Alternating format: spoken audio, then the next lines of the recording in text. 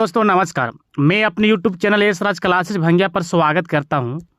मैं आज क्वेश्चन जो लेकर आया हूं निर्देशांक ज्यामिति से, इसमें लगभग आपका 20 प्लस क्वेश्चन होगा। हो सकता है कि निर्देशांक ज्यामिति का क्वेश्चन हम एक वीडियो में पूरा नहीं बना सके, तो कोई दिक्कत नहीं है। आप चैनल पर नया हो सब्सक्राइब कर लीजिएगा। जैसे ही इसका भाग 2 लोड होगा आप वो भी देख लीजिएगा। लेकिन मैं इतना दावे के साथ कहता हूँ कि 20 क्वेश्चन या 20 प्लस भी जो भी होगा आपको अच्छी तरह से मैं समझा के जाऊंगा और अच्छी तरह समझ में आएगा। अगर आप नया होंगे तो भी आपको समझ में आ जाएगा। चलते हैं। पहला क्वेश्चन जो है वो पहला, थोड़ा सी कलर इसको चेंज कर लेते हैं। हम कलर इसको चेंज कर लेते, ब्लैक कर लेते हैं। चलिए, पहला क्वेश्चन जो है कि बिंदु, ध्यान दीजिएगा, बिंदु 4-3 किस चतुर्थांश में है। बिंदु जो है 4-3 किस चतुर्थांश में है, तो मैं बता देना चाहता हूँ 21 चतुर्थांश में होगा तो द्वितीय में होगा। अब आपको लगेगा फटाक से आंसर खाली बोल दिए द्वितीय में होगा। नहीं, मैं समझा दे रहा हूँ कि द्वितीय होगा, तृतीय होगा और क्यों होगा, कैसे होता है से बताता हूँ। जब दो रेखाएं एक दूसरे पर अगर हम काटेंगे, आपको ठेठ भाषा में बताते हैं, तो ये 4 भागों में बटेगा। 4 भागों में बटेगा, अच्छा तरह समझेंगे। जो खड़ी जो होती है उसकी ऊर्ध्वाधर जिसको बोलते हैं, तो अगर यहाँ पर जो करता है इसका मूल बिंदु बोलते हैं, याद रखिएगा। मूल बिंदु, मूल बिंदु मैं अच्छी तरह समझा रहा हूँ। समय विलंब होगा लेकिन आपको समझ में आएगा। यहाँ पर 0-0 होता है, तो x का और y का मान जब यहाँ पर बात करेगा तो ध्यान दीजिएगा। ऊपर से देखिए जो y अक्ष बोलते हैं इसको, ऊपर में y होता है प्लस में और नीचे जो होता है y आपको माइनस में। यहाँ से 0 से अगर इधर चलेंगे तो x हो जाएगा आपको प्लस में, और 0 से अगर पीछे घसाएंगे तो x का मान हो जाएगा माइनस में। एक बात और बता देना चाहता हूँ कि x को हम लोग भुज बोलते हैं और y को हम लोग कोटि बोलते हैं। आप दिमाग में इसको बैठा लीजिएगा, ठीक है। y को हम लोग कोटि बोलते हैं। 1 मिनट है ना, इसको बैक कर दीजिए। डंडा कैसे पर आएगा, कहाँ से, फिर हम खींचे नहीं तो कौन वाला हो गया। हाँ, y को हम लोग क्या बोलते हैं, कोटि बोलते हैं, ठीक है। अब 4 हिस्सा में बैठता है, तो ये जो होता है प्रथम चतुर्थांश, ये द्वितीय चतुर्थांश, ये तृतीय चतुर्थांश, ये चतुर्थ चतुर्थांश। पहला के एरिया यहाँ सिर्फ यहीं तक है, दूसरा के एरिया यहाँ से यहाँ तक है, यहाँ तीसरा, यहाँ से चौथा। तो ध्यान दीजिएगा, जब भी मान लिखाता है तो सबसे पहले x का लिखाता है, बाद में आपका y का। तो अब बताइए, प्रथम चतुर्थांश में चिन्ह पूछेंगे यहाँ से यहाँ तक, कलर चेंज करके आपको समझाएंगे, अच्छा तरह से आपको आ जाए, ये हमको पूरा विश्वास है। चलिए, तो प्रथम चतुर्थांश का चिन्ह यहाँ से यहाँ तक है, तो x का मान क्या होगा, तो x का मान भी प्लस यहाँ पर और y का मान भी प्लस है, तो इसमें हो जाएगा प्लस और प्लस, कोई दिक्कत। द्वितीय चतुर्थांश का एरिया यहाँ से यहाँ तक है, तो सबसे पहले x का मान लिखाता है, तो x का क्या है आपको माइनस है और y का क्या है प्लस है, तो क्या हो जाएगा माइनस और प्लस। क्यों, शुरू में लिखा था x का, बाद में y का। तृतीय चतुर्थांश का एरिया यहाँ है, तो सबसे पहले x का और y का भी नीचे होता है माइनस, तो भी हो जाएगा माइनस। और चतुर्थ में तो पहले x का, तो x का हो जाएगा प्लस और y का हो जाएगा माइनस। तो ये आपको हो गया चतुर्थांश। तो अब बताइए कि अगर हम चले बिंदु 4-3 किस चतुर्थांश में है, तो ध्यान दीजिएगा x है प्लस में और y है आपको माइनस में, तो किस चतुर्थांश में होगा, आपका द्वितीय में होगा। क्योंकि इस तरह जब खींचते हैं, माफ़ कीजिएगा, ये प्लस और -3 है ना, प्लस तो प्लस x का y का माइनस, तो आपको हो जाएगा चतुर्थ में। कौन हो जाएगा, चतुर्थ में हो जाएगा। क्योंकि यहाँ पर प्लस x होता है, नीचे आपका y का मान माइनस होता है, तो सबसे पहले x का लिखाता है, बाद में y का, तो ये आपको चतुर्थ हो जाएगा। माफ़ कीजिएगा, आपको पहले बता दिए, लेकिन उससे पहले आपको समझाए नहीं थे, लेकिन समझाने के बाद आपको समझ में आ गया और थोड़ा सा मिस हो गया मेरे से। चलिए, ये हो गया पहला का D। पहला का D अगर हो गया, तो अब चलते हैं हम लोग, अब हम लोग चलते हैं दूसरा क्वेश्चन। ध्यान देंगे, दूसरा क्वेश्चन क्या है। करातीय तल में स्थित किसी बिंदु 6-4 कोटि का मान होगा। आपको बता दिए कि x को हम लोग भुज बोलते हैं और y का क्या बोलते हैं, हम लोग कोटि बोलते हैं। जब भी लिखा जाता है शुरू में तो x, बाद में आपका y। तो करातीय तल में 6 और 4 है, तो कोटि होगा, कोटि यानी कहा जाए तो y, तो y कितना हो जाएगा आपको 4। कौन हो जाएगा आपको 4, तो सही जवाब आपको हो जाएगा B हो जाएगा। कोई दिक्कत नहीं, दिक्कत नहीं होना चाहिए। दिक्कत होगा कमेंट्स बॉक्स में देंगे और अंत तक जरूर बने रहेंगे, सभी क्वेश्चन आपको समझा के जाऊंगा। वीडियो बड़ा होगा उससे कोई दिक्कत नहीं है।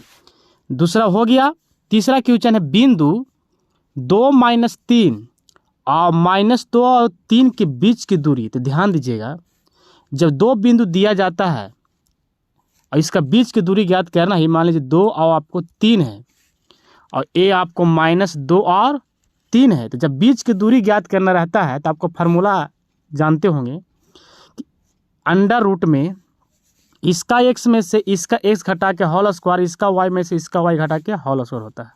यानी 2 में से -2 घटेगा तो +2 हो जाएगा इसका होल स्क्वायर, और 3 में से 3 घटेगा तो पूरा 0 हो जाएगा, 0 का स्क्वायर। 2 जोड़िएगा आपको 4 और 4 का स्क्वायर होगा तो 4 चौके 16 या स्क्वायर से रूट काट दीजिएगा, आपको 4 आंसर आ जाएगा। यानी सही जवाब आपको तीसरा का भी कौन हो जाएगा, बी।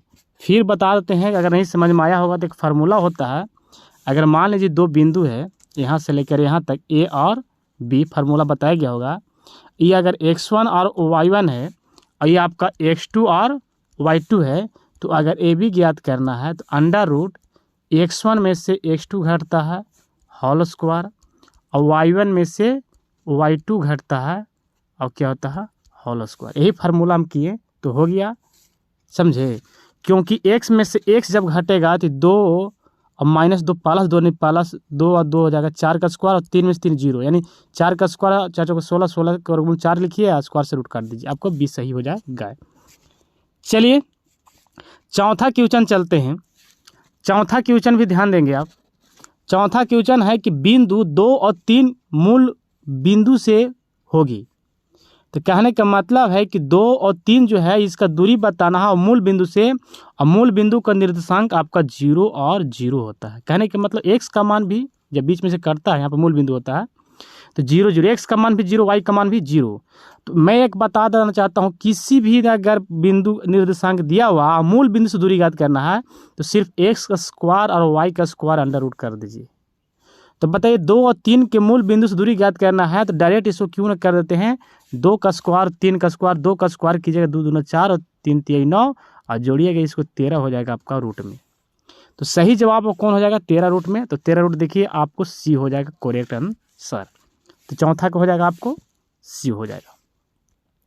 अब हम चलते हैं पांचवा क्वेश्चन। देखिए वीडियो बड़ा होगा क्योंकि मैथ है, और मैथ बिना बतैले और बिना प्रैक्टिस, मतलब कुछ भी आपको हिसाब है, अब इसको सोल्व करने में आपको बताएंगे नहीं तो आपको समझ में आएगा भी नहीं।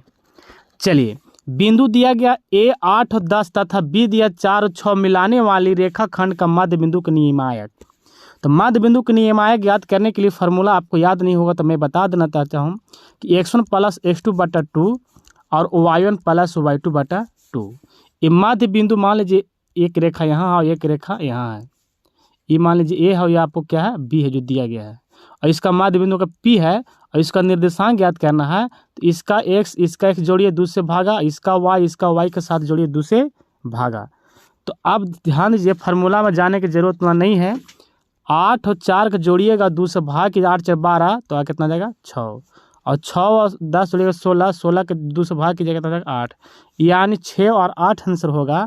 और 6 8 आपको कौन है, पहला में भी है। तो पहला जवाब हो जाएगा पांचवा का आपका करेक्ट सही जवाब ये हो जाएगा। फार्मूला क्या बताए मध्य बिंदु का निर्देशांक निकालने के लिए, तो x1 + x2/2 और एक y1 + y2/2, इस फार्मूला से निकालिएगा, मध्य बिंदु का निर्देशांक निकल जाएगा। कोई दिक्कत नहीं होना चाहिए। अब छठा क्वेश्चन देखिए ना, अगर पांचवा नहीं समझ में आया छठा तो आपको समझ में आ जाना चाहिए।